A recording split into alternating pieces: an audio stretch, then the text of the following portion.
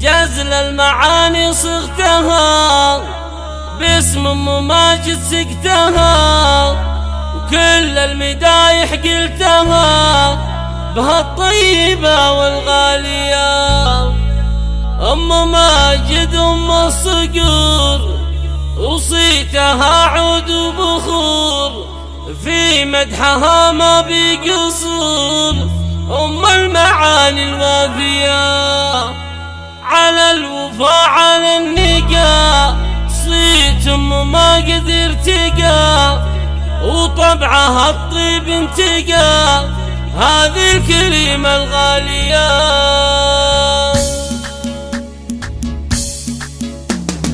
جزل المعاني صغتها باسم ام ماجد سقتها، كل المدايح قلتها بهالطيبة والغالية. جزل المعاني صغتها باسم ام ماجد سقتها، كل المدايح قلتها بهالطيبة والغالية. ام ماجد هي ام الصقور وصيتها عود وبخور، في مدحها ما بيقصور. ام المعاني الوافية على الوفا على النقا، صيت ام ماجد ارتقى وطبعها الطيب انتقى، هذه الكلمة الغالية. فخر فخر فخر فخر ومدح ابو ماجد فخر، شيخ المقام المعتبر راعي النوايا صافية، رمز الفخر والمرجلة بالفعل ما حد يجهله، سطر مواقف مذهلة وفعولها المثالية. واشواق لا منها قبلت كانها القمر يوم اكملت، كل الخصال تكملت واخلاقها اللي عالية. عين المها عطر الورود جمالها فوق الحدود، هي بنت عز وبنت جود واشواق مهرة غالية، بنت النواميس الكرام وبنت عالينا المقام، أميرة في عرش الهيام فيها المزايا وفيها. اشواق عالي شانها يوم الصقور اخوانها، والقاف كل اوزانها